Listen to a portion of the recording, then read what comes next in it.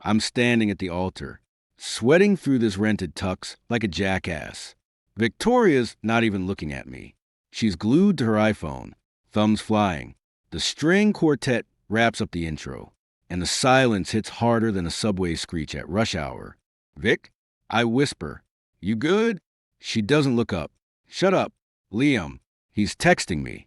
He, Derek, her ex, the hedge fund douchebag who dumped her 2 years ago because she was too much work.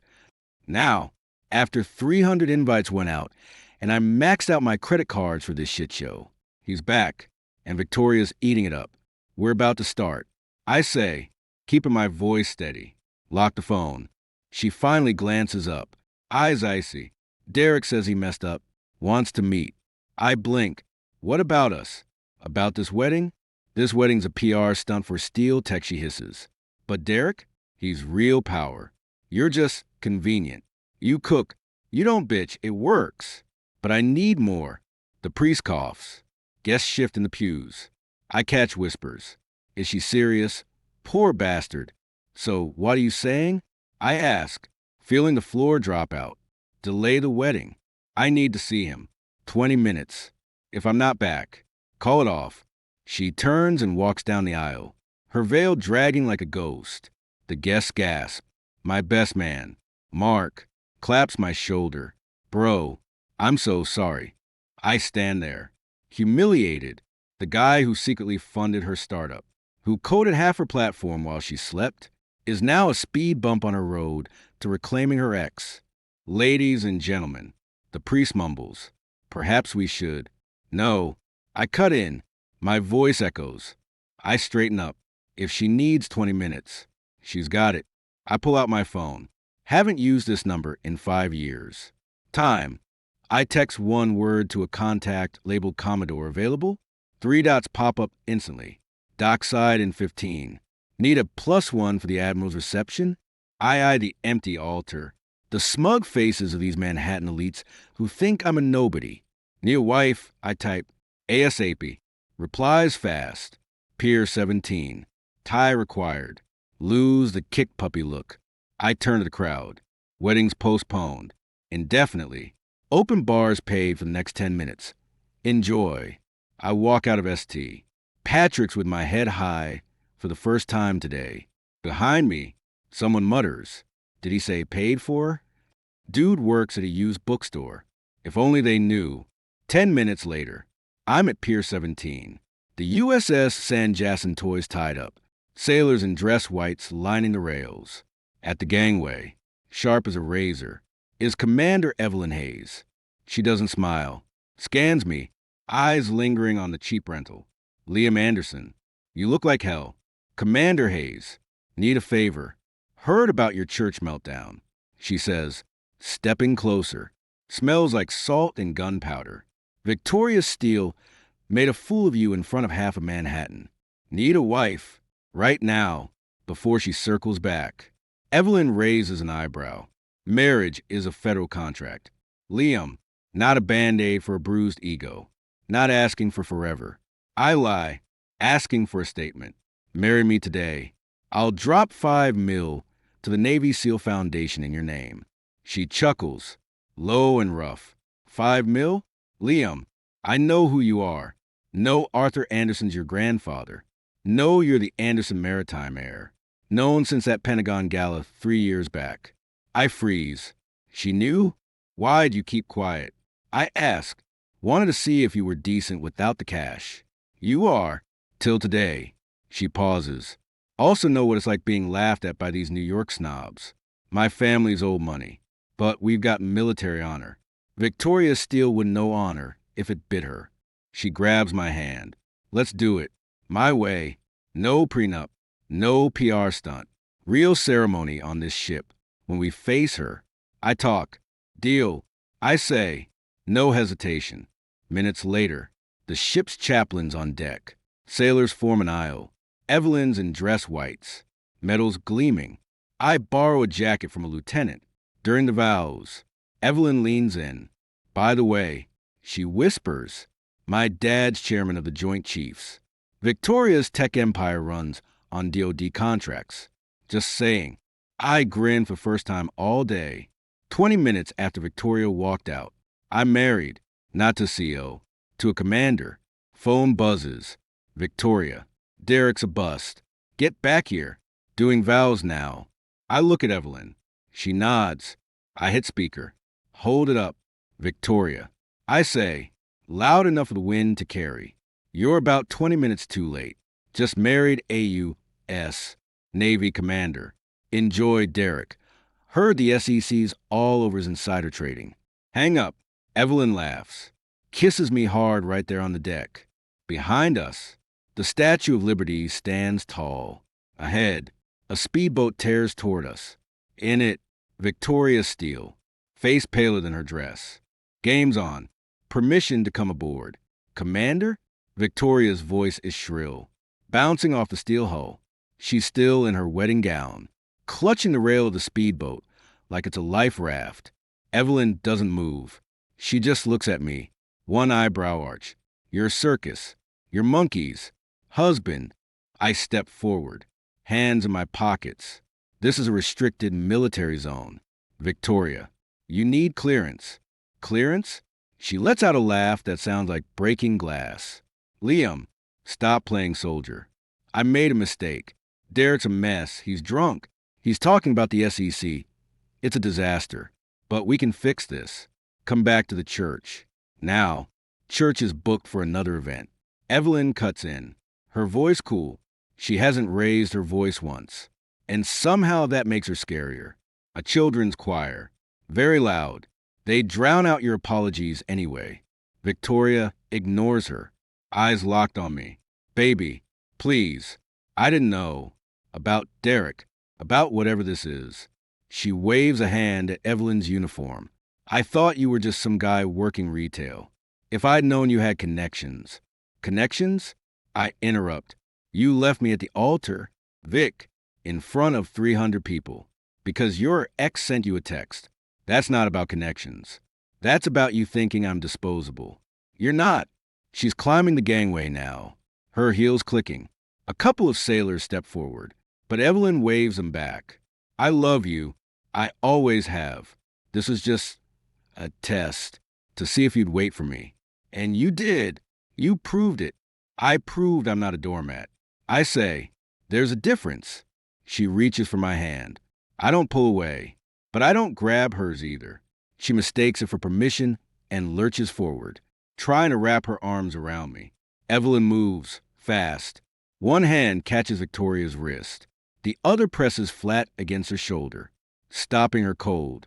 Personal space. Ma'am, Evelyn says. And as I mentioned, you're trespassing. Step back. Victoria stares at Evelyn's hand like it's a snake. Get your hands off me. Do you know who I am? I'm Victoria Steele. My company's worth $40 million. Pre-money. Evelyn finishes. And dropping. Your CTO just resigned. Tweeted about it 5 minutes ago. Something about ethical concerns. Ring a bell? Victoria Paz. She fumbles for her phone, thumbs shaking as she scrolls. I watch her face crumble as she reads. Good. Let her feel it. You did this. She whispers, looking up at me. You and her. You're destroying me. I'm not destroying you. I say, I'm just not saving you. There's a difference. You wanted Derek's world? You've got it. Insider trading investigations. SEC subpoenas. A company falling apart. Enjoy it. Liam, please. Tears are streaming now. Uending her makeup. I'll change. I'll be better. I'll sell steel tech. We'll move to Boston. Be normal. Like you wanted. Too late, Evelyn says. She releases Victoria's wrist, and the other woman sways.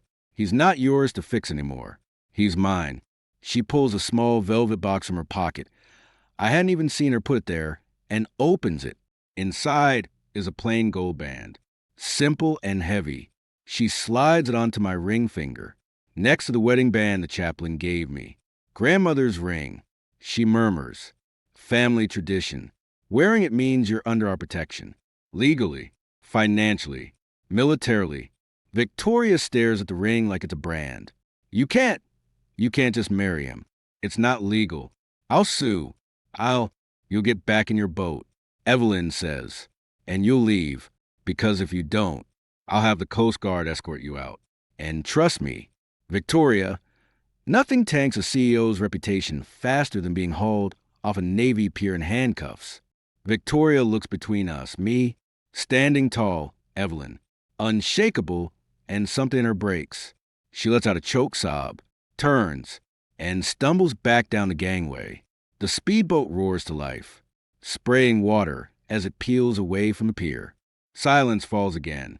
This time, it's not heavy. It's clean. Well, Evelyn says, brushing invisible lint off her sleeve. That was dramatic. Think she'll actually leave us alone? For a while. I say, long enough. Good. She links her arm through mine, steering me toward the ship's interior. Because we've got a reception to get to. My father's expecting us. And Liam? He's very interested in meeting the man who finally put Victoria Steele in her place. Your father? Ich glänze her. The chairman of the Joint Chiefs? She grins. And for the first time, I see the steel under the polish. Don't worry. He'll love you.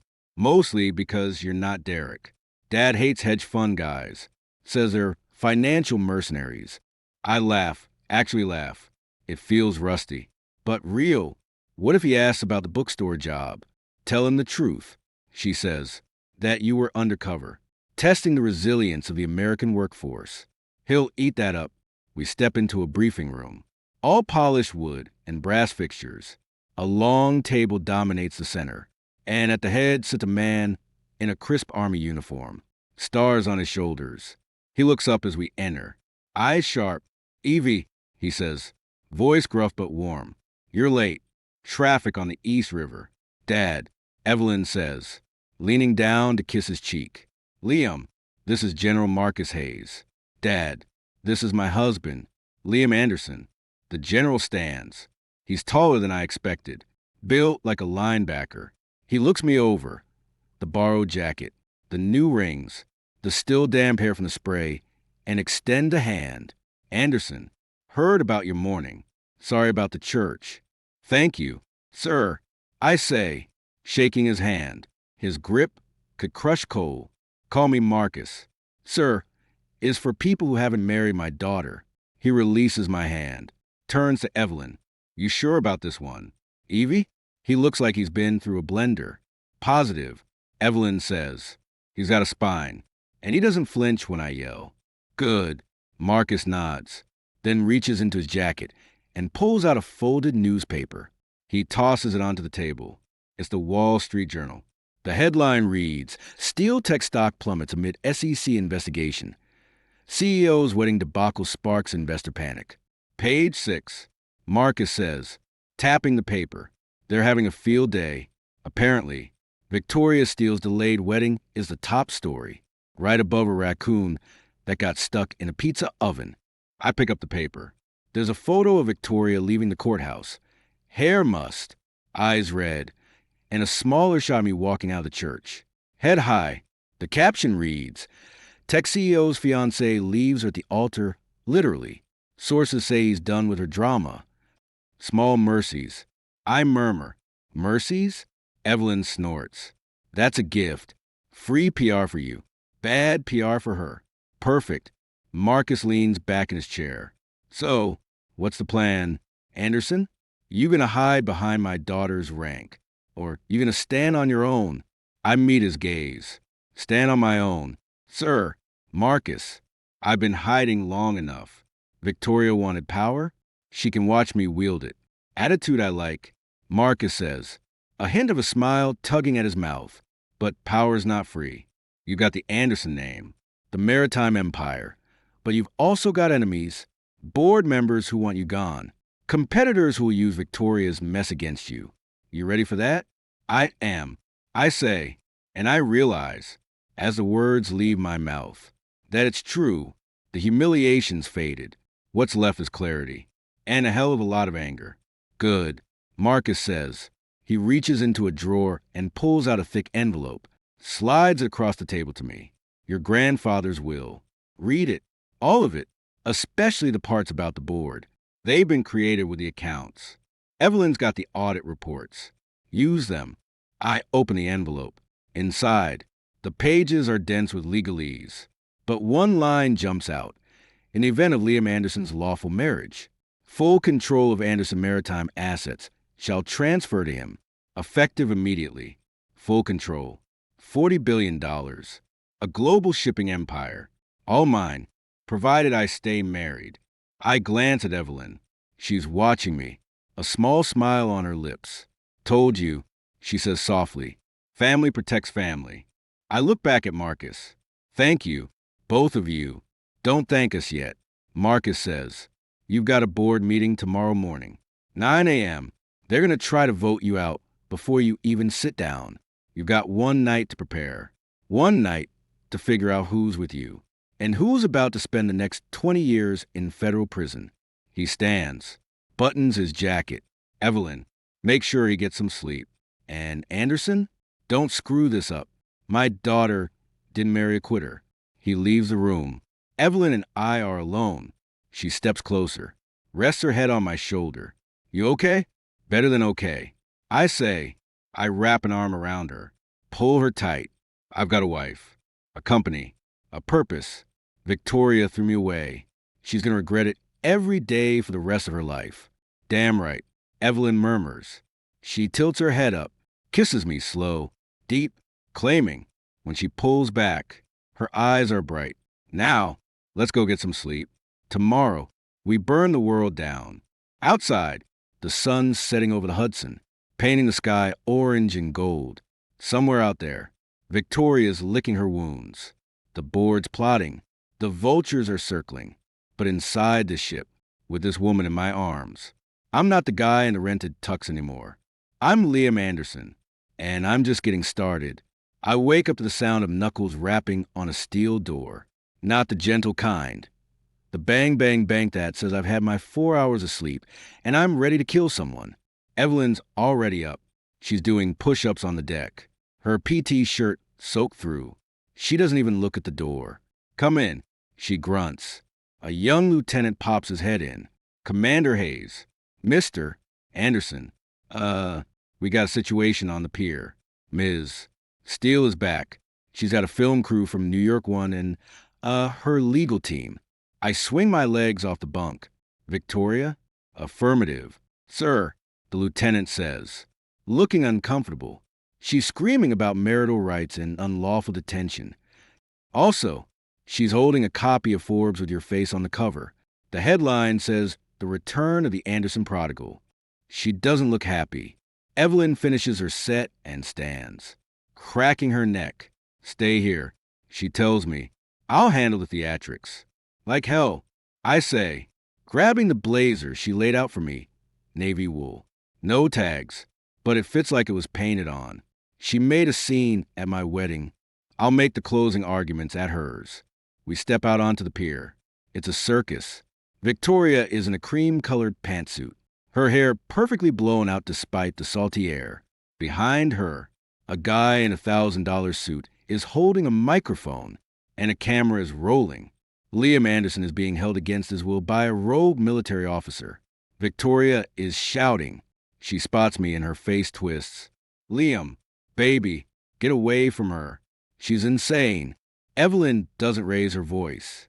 She just steps forward, putting herself between Victoria and me. Ms. Steele, you are on a federally protected military installation. You have exactly 30 seconds to vacate before I have you charged under Title 18. Section 1382 of the U.S. Code. Trespassing on a military base during wartime, even a cold one, carries a maximum penalty of 6 months in federal prison. The lawyer whispers something in Victoria's ear. She shakes him off. I'm not leaving. Liam, tell her we're getting back together. The wedding yesterday was a mistake. Derek was a mistake. You're the one I want. I walk around Evelyn. I need to see Victoria's face when I say this. Victoria, look at me. She does. There's hope in her eyes. It's nauseating. I'm not the guy you left at the altar. I say, that guy was a placeholder. You wanted the Anderson name? Well, you've got it, but you lost a man attached to it. Permanently. I can fix this. She pleads, I'll sign a post-nup. I'll give you controlling interest in steel tech. Just don't do this. Evelyn sighs.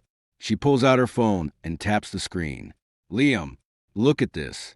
She shows me a text from a number listed as Dad JCS. It reads, Steel Tech's DoD contract for the QNet firewall is officially suspended pending investigation into data breaches. Effective immediately. I look back at Victoria. Too late. Your contract with the Pentagon? Gone. Evelyn's father, the chairman of the Joint Chiefs, just pulled the plug. You're not a tech mogul anymore.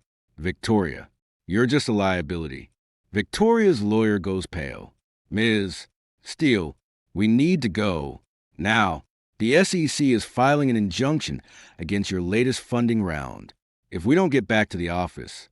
Shut up, Greg. Victoria snaps. She looks at me, tears starting. You did this.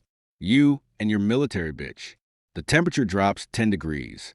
Evelyn's posture goes rigid. She doesn't shout. She doesn't move. She just stares at Victoria with the kind of look that makes drill sergeants cry. Say that again, Evelyn says, her voice dangerously quiet. I dare you. Victoria opens her mouth, but the lieutenant steps forward. Ma'am, that's enough. Commander Hayes. Orders? Evelyn finally moves. She steps into Victoria's personal space, close enough that Victoria has to crane her neck to maintain eye contact. Listen closely. You privileged little parasite. I've spent the last 6 hours on the phone with NCIS, the FBI, and the IRS. I have enough evidence to link you to 3 counts of securities fraud, 2 counts of embezzlement, and 1 very messy offshore account in the Caymans that Derek Hale has already flipped on. You're not going to be a tech mogul in 3 months. You're going to be inmate number 47829 at Danbury. And if you ever refer to me or my husband with that kind of language again, I'll make sure you don't see parole until you're collecting Social Security. She turns to the camera. Turn that off. Now. The cameraman hesitates. Evelyn gives him a look. He kills the feed. Escort Ms. Steele and her entourage off the premises. Evelyn says to the lieutenant, if they resist, call the shore patrol. Use zip ties if you have to. As they drag Victoria away, she's screaming something about waiting for me. Evelyn turns to me. We need to move. The board meeting is in 2 hours. And Victoria's lawyers aren't the only ones who got the wake-up call. Who else? I ask. Richard Sterling, she says, mentioning my grandfather's lead attorney. He's been sitting on the full terms of the will. The board's been leaning on him to declare our marriage invalid. They want to install a caretaker CO until you stabilize. Over my dead body. I mutter. Over theirs. Evelyn corrects. She leads me back into the ship's wardroom. Sterling is waiting, looking like he hasn't slept since the Reagan administration. Mr. Anderson, Sterling says, standing. Commander Hayes, I trust the situation on the piers resolved? Temporarily, Evelyn says, pouring herself a black coffee. Sit down. Richard, we're doing this now. Sterling opens his briefcase. The will is explicit. Upon your lawful marriage. Liam, the entirety of the Anderson Maritime Trust transfers to you. However, there's a stability clause. If the board of directors deems incapable of executing the duties of CO due to personal instability, they can petition the courts to freeze the assets and appoint an interim trustee. Personal instability? I echo. Because I got left at the altar? Because you remarried within 20 minutes. Sterling says delicately, the board is arguing it's a sham transaction designed to circumvent the prenuptial agreements they assumed were in place.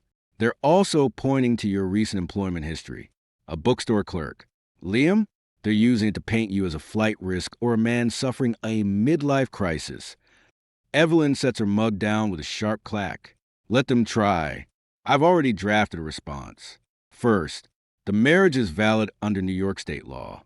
Second, the stability clause specifically exempts actions taken under direct threat or duress. Victoria Steele's abandonment constitutes duress. Third, Liam's employment history is irrelevant. The will doesn't require him to be a career executive. It requires him to be the blood heir. She slides a document across the table. This is a motion to dismiss. Pre-filed with the Delaware Chancery Court. I had a judge friend of mine, fellow Annapolis grad. Hold it pending today's events. Once we walk into that boardroom, he signs it. The board's little coup dies before it starts. Sterling looks at the document, then at Evelyn. You've been busy. Commander, I'm a Navy intelligence officer. Richard, being busy is my default setting. She looks at me, but this isn't just about legalities. It's about power. The board respects one thing, a bigger hammer. Liam, you need to walk into that room and own it. No apologies. No explanations. You're the CEO. Act like it. I will. I say. I look at Sterling. What's the play? The play is simple. Sterling says, we convene the board. You introduce yourself. You present the marriage certificate.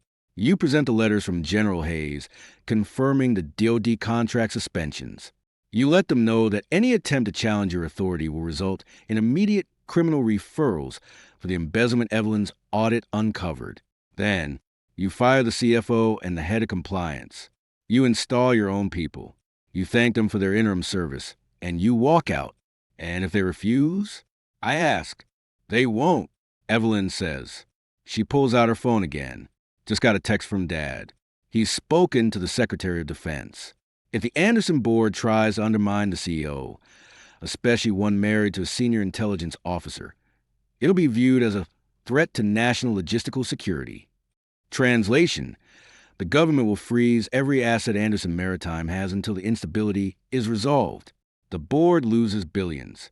They'll fold. I stand up. Let's go. The car ride to the Anderson Maritime headquarters in Battery Park is silent. Evelyn holds my hand, her thumb rubbing the ring she gave me. Remember, she says softly, you're not just fighting for a company. You're fighting for the right to exist on your own terms. Victoria wanted to own you. The board wants to use you. I just want you. You've got me. I say, good, she says. Now, go remind them why they should be afraid. We pull up to the building. The lobby is all marble and glass. The boardroom is on the top floor.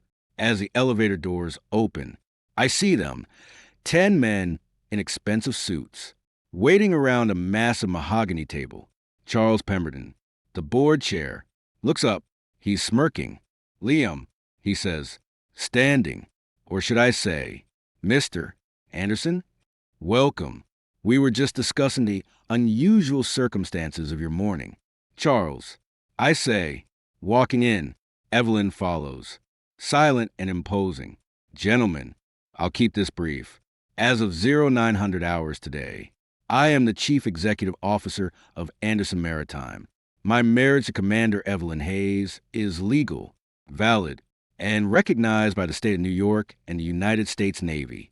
Any challenges to my authority will be met with immediate legal action, backed by the full resources of the Department of Defense and the Anderson Family Trust. Pemberton laughs. Legal action? Liam, you're a kid playing dress-up. You think a marriage certificate and a military wife change the fact that you've been working in a bookstore for the last 5 years? The board voted. We're appointing Robert Halstead as interim CEO until. Robert Halstead is under investigation by the SEC for insider trading. Evelyn cuts in. She tosses a folder onto the table. Page 3. His trades in Anderson stock last week. Right before Victoria Steele's meltdown. Very sloppy. Mr. Pemberton, you should have told him to use a different brokerage. Pemberton's smirk vanishes. He flips through the folder. The other board members lean in, their faces paling. Furthermore, I add, effective immediately, Anderson Maritime is suspending all contracts with Steel Tech, given the ongoing federal investigations into their data security practices. Continuing to do business with them constitutes a breach of our fiduciary duty. Charles, you pushed for that contract last quarter. Care to explain why you were so eager to partner with a company now facing RICO charges? The room is silent. You could hear a pin drop. I was misinformed. Pemberton stammers. No, Evelyn says. Standing, you were complicit. And if you don't step down as chair right now, I'll make sure that you Attorney's office sees those emails you sent to Derek Hale about shorting the stock before the wedding. You'll be joining Victoria in a federal prison cell. Charles, only you won't have a fancy pantsuit to hide behind. Pemberton looks at the other board members. No one meets his eye. Slowly, he nods. Fine, you win. For now. Not for now. I say, forever. Sterling? Sterling steps forward, holding a stack of papers. Resignation letters. Pre-drafted. If you don't sign them, the motions to remove you for cause will be filed before lunch. Your choice. One by one, the board members sign. When the last pen lifts, I look at Evelyn. She's smiling, a small, fierce smile that promises retribution for anyone stupid enough to cross us again. Meeting adjourned. I say, Charles, show yourself out. The rest of you, clean out your desks. Security will escort you. As they file out, Evelyn squeezes my hand. Told you, bigger hammer. I look out the floor-to-ceiling windows at the harbor. Somewhere out there, Victoria is realizing her world just ended. The board is gone. The company is mine. And the woman standing beside me, she's not just my wife. She's my weapon. What's next? I ask her. She leans into me, her voice a low purr. Next, we go home. And then, husband, we start planning our honeymoon. Somewhere with no boardrooms, no lawyers, and no ex-fiancés. Just you, me, and the open ocean. I kiss her, right there in the empty boardroom. The taste of victory is sweet, but the feel of her in my arms, that's the real prize. Victoria wanted power. She got a prison sentence. I wanted peace. I got a partner. And the world? It's about to learn that crossing Liam Anderson and his commander is the last mistake they'll ever make. I'm 3 weeks into the CEO gig and already sick of the smell of money, leather chairs, expensive cologne, and the constant hum of people trying to figure out how to screw me over. Evelyn's at the Pentagon for a briefing, so I'm solo in the corner office when Richard Sterling walks in without knocking. He looks like he hasn't slept since the Eisenhower administration. We have a problem, Sterling says, dropping a stack of folders on my desk. Bigger than Victoria, bigger than the board. I lean back, kicking my feet up. Hit me. The stability clause in your grandfather's will? The board might be gone, but the trustees aren't. They're arguing that your marriage to Evelyn is a conflict of interest. They claim a Navy intelligence commander married to the CEO of a global shipping conglomerate creates a national security risk. They're petitioning the Delaware Chancery Court to freeze the inheritance until a neutral party can be appointed. I snort. Neutral party? Meaning one of their cronies? Meaning someone they can control. Sterling confirms. And they've got ammo. They've subpoenaed Victoria's legal team for depositions. She's telling everyone you were emotionally unstable after she left you, that you married Evelyn on a drunken whim to get back at her. I laugh. It's a harsh, ugly sound. Drunken whim? I've had 2 drinks in the last 5 years. Both were sips of Evelyn's bourbon. Doesn't matter. Perception is reality in court. And the trustees have a bench full of judges they've donated to. Sterling pulls out a letter. This arrived this morning from the Department of Justice. They're opening a preliminary inquiry into Anderson Maritime's overseas port operations. Specifically, our terminals in Rotterdam and Singapore. Someone tipped them off about irregularities in our customs manifests. I sit up straight. Irregularities? Like what? Like missing containers. High-value electronics logged as agricultural machinery. The kind of stuff that gets a company hit with fines so big it sinks the fleet. Sterling looks grim. The trustees didn't just sit on their hands. Liam, they've been cooking the books for years, using our ships to move questionable cargo for clients with deep pockets and no morals. They figured if they could pin it on you, or use it to scare you into stepping down, they'd walk away clean. My phone buzzes. It's Evelyn. I hit speaker. Liam, she says, her voice clipped. I just got a call from NCIS. They're raiding our Rotterdam terminal. Someone in the Justice Department leaked the tip. Guess who's leading the preliminary inquiry? Not the Attorney General. I say, Assistant AG Mark Fillmore. She confirms. He's a golf buddy of Charles Pemberton's.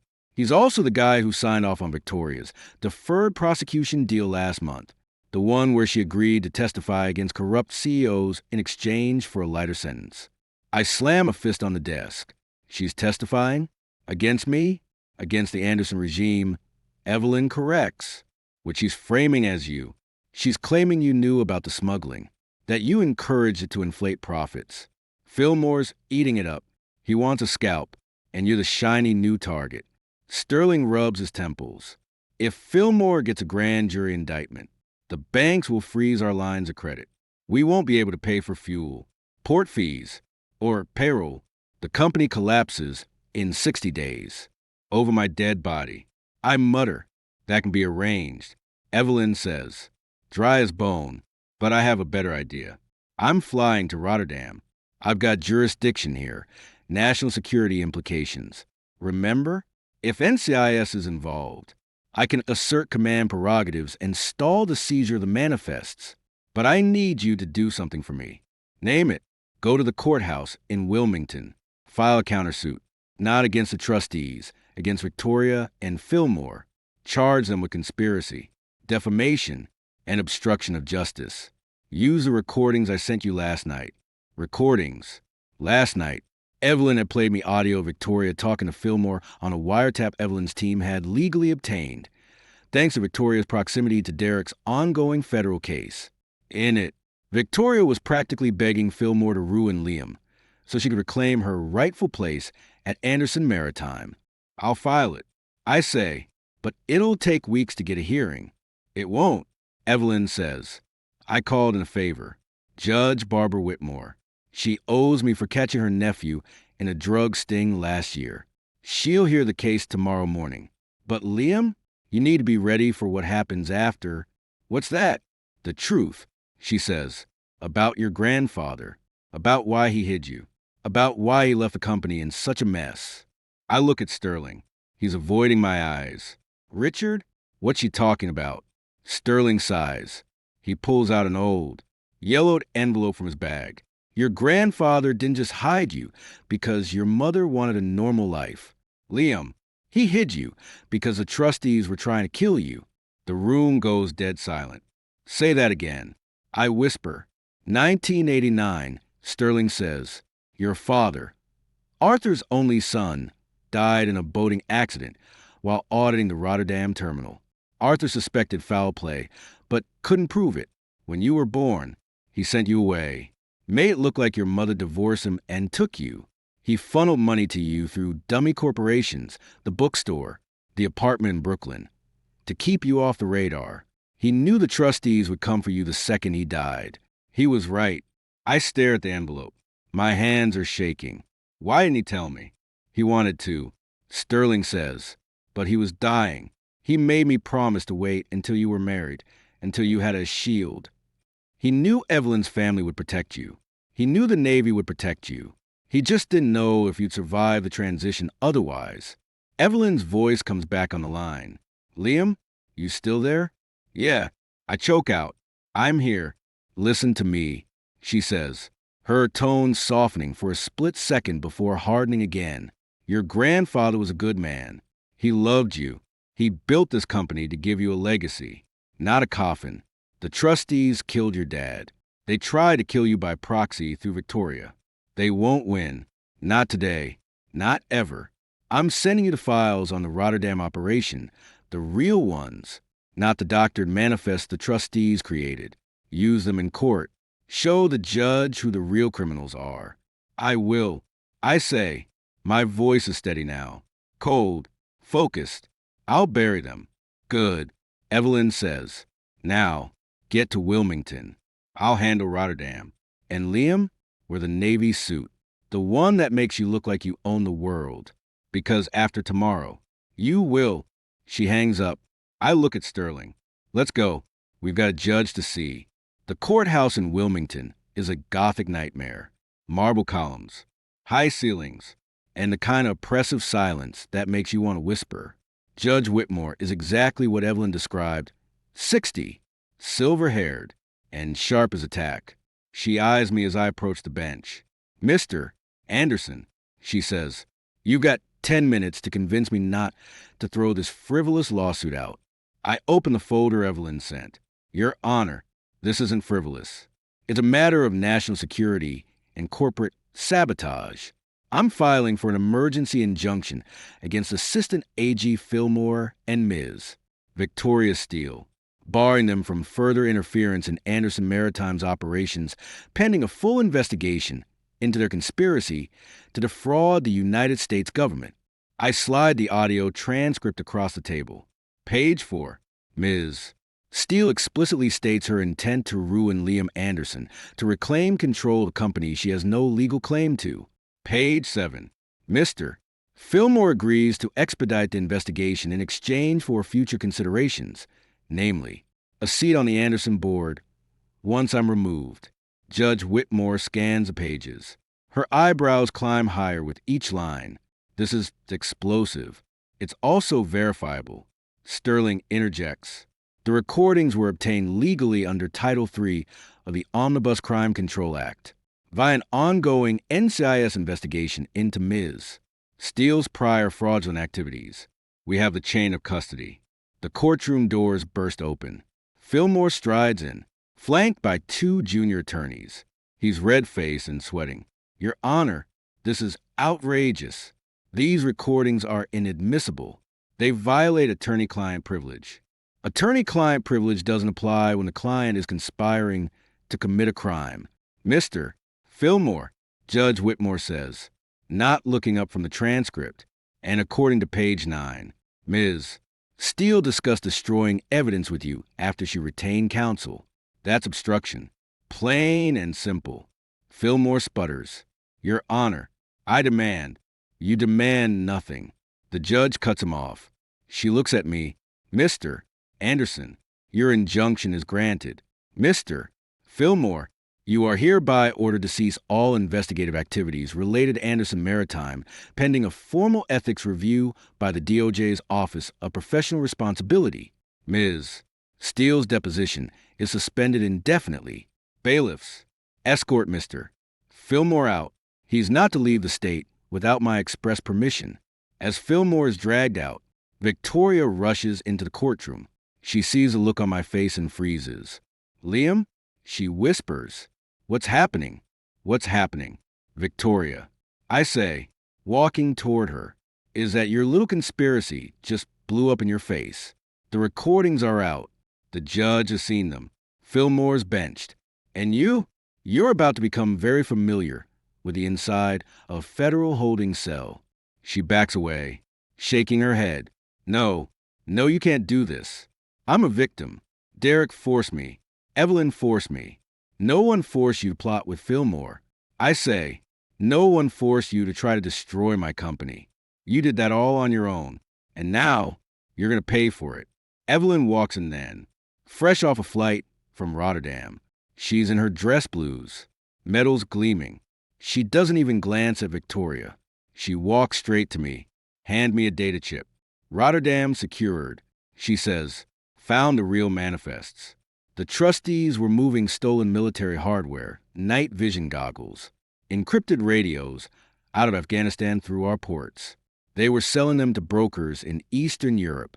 We've got the bills of lading, the wire transfers, the whole trail. I've already sent it to Judge Whitmore. Victoria lets out a choked sob. Evelyn, please. I didn't know. You knew, Evelyn says, finally looking at her. Her voice is ice. You knew the second you saw the agricultural machinery, logs that something was wrong. You didn't care. You just wanted the money. Now, you're going to spend the next decade learning that some choices don't have a do-over. To you, S. Marshals enter and cuff Victoria. As they lead her away, she looks back at me, tears streaming. Liam, I love you. I always have. I turn my back on her. Love isn't a weapon, Victoria, and you use it like one. Enjoy the consequences. Evelyn wraps an arm around my waist. You did good. Husband, we did good. I correct. I look at the data chip in my hand. What's next? Next, she says, we go back to New York. We clean house. We fire the rest of the trustees. We install our own people. And then we start building something your grandfather will be proud of, something no one can ever take away. I kiss her, right there in the middle of the courtroom. The taste of victory is sweeter than I imagined, but the feel of her hand in mine, that's the real victory. The inheritance isn't just the money, it's the truth, it's the power, and it's the woman who stood by me when the world turned its back. Victoria wanted a throne. She got a cell. I wanted justice. I got a legacy. And the world? It's about to learn that the Anderson name isn't just back. It's untouchable. I'm sitting in the gallery of the Daniel Patrick Moynihan U.S. courthouse, watching Victoria Steele try to melt into the woodwork. She's in an orange jumpsuit now, standard issue, not haute couture, and her hair is pulled back, so tight it looks like it's trying to escape her skull. Evelyn's seated next to me, legs crossed, flipping through a trial binder like she's studying for finals. The prosecutor, a wiry guy named Daniels from the Southern District, stands up. Your Honor, the government rests. We've established through naval manifests, NCIS intercepts, and the defendant's own emails that Victoria Steele knowingly facilitated the smuggling of classified military hardware through Anderson Maritime's ports. We've proven she accepted kickbacks from the Eastern European brokers, and we've demonstrated her conspiracy with former Assistant AG Fillmore to obstruct justice and defraud the United States. Judge Whitmore looks down from the bench. She's been presiding over this clusterfuck for 3 days. Ms. Steele's counsel? Victoria's lawyer, some hotshot from a white shoe firm who probably cost her what was left of her 401k, stands. Your Honor, the defense moves for a directed verdict. The government's case is circumstantial. Ms. Steele was a figurehead CEO, unaware of the operational details. Objection. Daniels says, already on his feet. The figurehead argument died when we played a recording of Ms. Steele instructing her CFO to adjust the Rotterdam manifest to hide the thermal optics. That's not circumstantial. That's a confession. Judge Whitmore nods. Sustained. Motion denied. Ms. Steele, you may take the stand. Victoria rises like she's walking to the gallows. She gets sworn in, her voice trembling, so bad the bailiff has to ask her to repeat herself. Ms. Steele, her lawyer starts.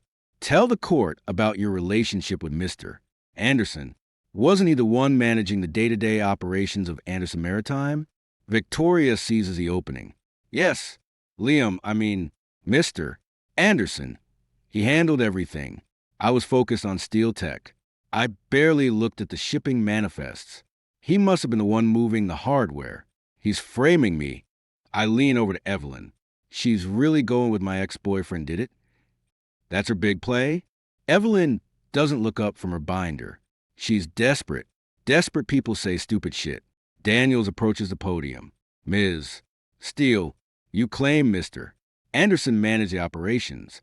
Yet, the signature on the Rotterdam port authorization forms, the ones approving the shipment of agricultural machinery that turned out to be Javelin missile components, is yours, not Mr. Anderson's. Yours. I was tricked into signing. Victoria stammers. Liam said it was routine paperwork. Routine paperwork that netted you a $2 million consulting fee from a Latvian shell company? Daniels asks, projecting a bank statement onto the overhead screen. The same day the shipment cleared customs, Victoria's lawyer objects, but Judge Whitmore waves him off. Answer the question. Ms. Steele, I didn't know where the money came from. Victoria cries. I thought it was a bonus. From a company you'd never heard of, located in a country you've never visited. For work you claim you didn't do? Daniels presses. And what about your conversations with Mr. Fillmore?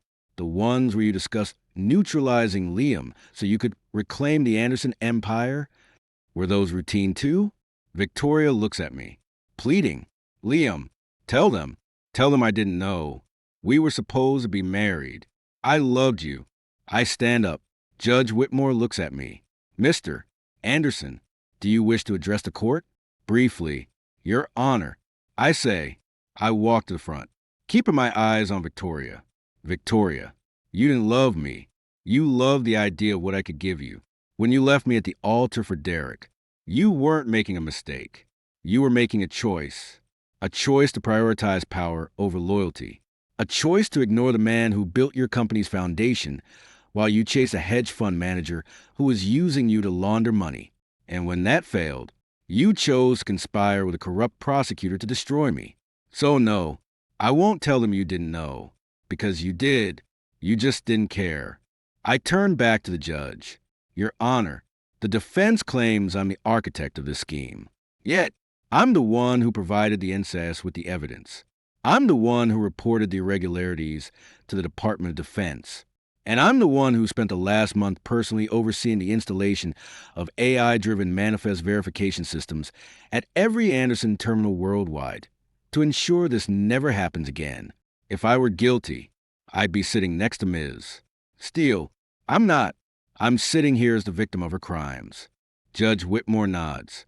Thank you, Mr. Anderson. Mr. Daniels. Redirect?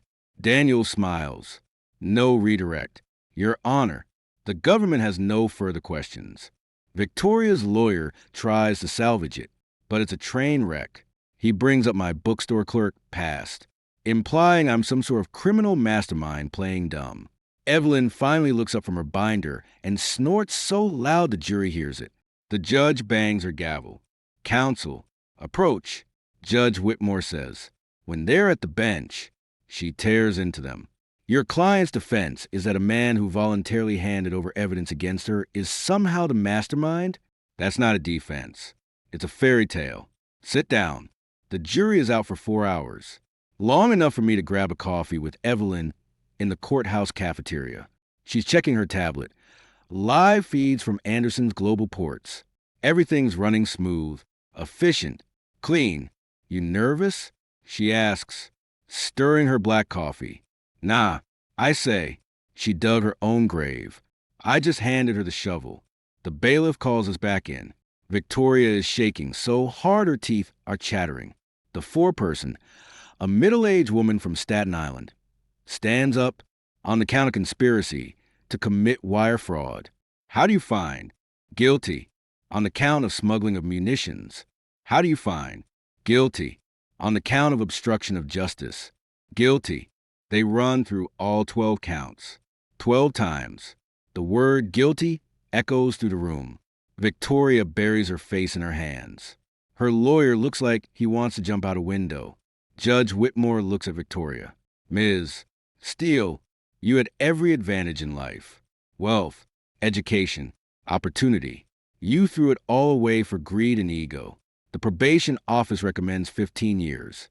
I see no reason to deviate. You are sentenced to 180 months in federal prison. You will serve a minimum of 85% of that sentence before eligibility for parole. Bailiffs, take her away. They haul Victoria up. She's screaming now, not crying. Liam, Evelyn, this isn't over. I'll appeal. The gavel comes down. Bang. Silence. As they drag her out, she looks back one last time. I don't flinch. I don't blink. I just watch her go. The woman who humiliated me is gone. In her place is a convicted felon in an orange jumpsuit. Outside the courtroom, reporters swarm. Cameras flash. Evelyn steps in front of me, shielding me with her shoulder. No comments. She growls. Move along. She guides me to a black SUV waiting at the curb. Inside, I finally exhale. It's done. It's done. She agrees. She pulls out her phone. Dad just texted. The president signed the executive order. Anderson Maritime is now designated a critical national logistics asset. Full federal immunity for all operations. Retroactive to grandfather's tenure. The trustees' attempts to dismantle the company are officially treason. I lean my head back against the seat. Treason. That's a heavy word. It's an accurate one. Evelyn says, they didn't just steal from you. They stole from the country. And now, they're next. Over the next week. It's a clean sweep. The remaining trustees are indicted by a federal grand jury in Delaware. Charles Pemberton tries to flee to the Bahamas on his yacht. The Coast Guard intercepts him 20 miles out.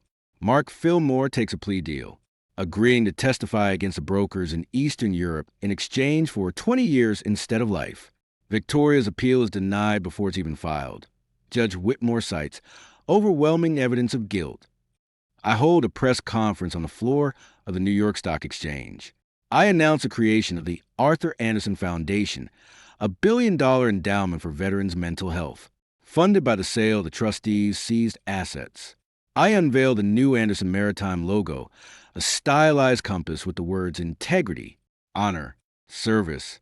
Beneath it, Evelyn stands behind me, off to the side, where the cameras can see her, but she doesn't have to speak. She's in her dress whites again. When I finish, she steps forward and places a hand on my shoulder. It's a simple gesture, but the message is clear. He's mine. Back off. That night, we're back on Hayes Legacy, anchored off Martha's Vineyard. Evelyn's grilling steaks on the aft deck. I'm nursing a bourbon, watching the sunset. You know, she says, flipping a porterhouse. Your grandfather would have liked this.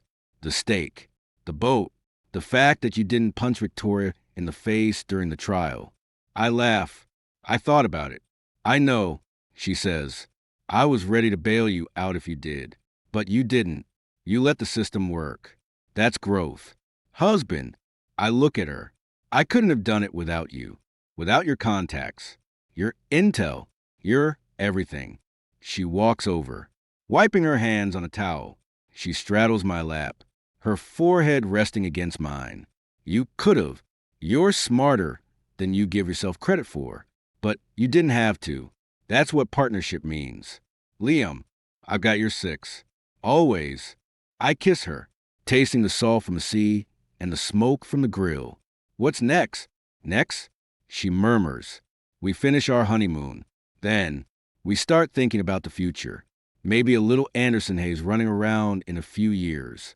Someone to inherit the empire, who won't try to sell it for parts. I smile against her lips. I like the sound of that. The sun dips below the horizon, painting the sky in shades of purple and gold. The water is calm. The world is quiet. For the first time in my life, I'm not looking over my shoulder. I'm not waiting for the other shoe to drop. I'm exactly where I'm meant to be. Victoria's in a cell. The trustees are in ruins. The company is secure. And I'm home. 18 months later, I'm leaning against a mahogany bar at the Metropolitan Club, nursing a neat bourbon. The vibe is old money, stiff collars, and the kind of silence that costs 10 grand a year in dues. Across the room, Victoria's old CFO, now my CFO, is chatting up a senator. Everything's running smoother than a freshly greased bearing. Evelyn's due to meet me here after her final debrief at the Pentagon. She's officially hung up her uniform. Today was her last day as commander. My phone buzzes. It's a text from Mark, my old best man. Bro, just saw the Forbes list. Number 47. Insane. Drinks next week? I smirk. Number 47 on the Forbes 400. Not bad for a guy who used to shelve paperbacks for minimum wage. I shoot back a quick done. The heavy oak doors open. Evelyn walks in. She's not in uniform. She's in a black silk dress that probably cost more than my first car. And her hair is down, something she only does when we're not on duty. Heads turn. They always do. She doesn't notice. Her eyes lock on me, and the rest of the room disappears. Husband, she says, sliding onto the stool next to me. Her hand finds my thigh under the bar. How does it feel to be the most eligible billionaire in New York who's already taken? Lonely until about 10 seconds ago. I say, signaling the bartender. Same as always. Evie, make it a double. She tells the bartender. She turns back to me, her expression shifting from playful to that sharp, assessing look I've come to love. I talk to Dad. The transition team at Defense is set. No more 0400 PT. No more deployments. I'm officially a civilian. How's it feel? I ask, handing her the glass. Weird, she admits, but good. Now I can actually attend board meetings without worrying about the Hatch Act. Speaking of boards, she pulls a folded document from her clutch. The final stamp on the Arthur Andersen Foundation. It's fully independent now. The vet's housing project in San Diego breaks ground next month. We're naming the main hall after your grandfather. I nod, swallowing the lump in my throat. He'd like that. He'd love it. She corrects. She taps the document. Also, this came for you today. It's a heavy cream envelope. The return address is Federal Correctional Institution, Danbury, Victoria. I don't open it. I just hold it over the flame of the bartender's lighter until it catches fire. The ash drifts onto my empty plate. Burn it. I say.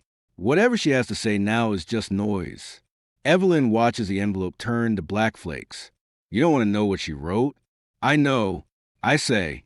She wrote, "I'm sorry 1,000 different ways," hoping one of them sticks. None of them do. She made her bed in a federal pen. Let her lie in it. A waiter approaches.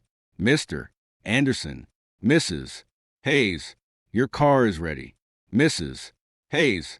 I still grin every time I hear it. We step out into the crisp fall air. A black Suburban with tinted windows is idling at the curb. Not a Secret Service detail, just my own security now. The driver holds the door. Evelyn slides in first, and I follow. The townhouse or the yacht? I ask as we pull into traffic. "Neither," she says, leaning her head on my shoulder. "Take me home." Home, not the penthouse in Tribeca, not the estate in the Hamptons, not the cabin in Aspen, just wherever she is. "So," I say, playing with a loose strand of her hair. "Retired military spouse. What's on the agenda? Charity galas? Yacht parties? Getting photographed for Vogue? Please." She scoffs. "I'm going to be the most annoying shadow board member in history. I'll be at every meeting, critiquing your risk assessments and stealing your French fries at lunch. And then there's the other project." "Other project?" She reaches into her purse and pulls out a small, velvet box, different from the wedding ring box. She places it in my palm. Open it. Inside is a tiny silver rattle. Engraved on it, Anderson Hayes. 2025. I stare at it. "You're 12 weeks. She whispers, her eyes shining. I wanted to wait until the promotion was finalized and the foundation was set. But yeah, Liam, we're having a son. I pull her into my arms. Right there in the back of the Suburban, ignoring the driver's subtle cough. "A son. I repeat, he's going to have your backbone and well, hopefully not my tendency to marry the wrong people. He's going to have our protection." Evelyn says fiercely, "Our name, and a legacy that no one, not a board, not a con artist, not a corrupt prosecutor, can ever touch." Victoria lost everything because she wanted power over people. We're building something that empowers people. That's the difference. I kiss her, long and slow. "I love you, Evelyn. I love you too. Liam." She rests a hand on her stomach. "Both of you." The next morning, we're on the terrace of our place in the Hamptons. The ocean is flat, the sun is bright, and Evelyn is reading a briefing paper on maritime cybersecurity. Because old habits die hard. My phone rings. Sterling. "Liam, just a heads up. The Wall Street Journal's running the profile on you tomorrow.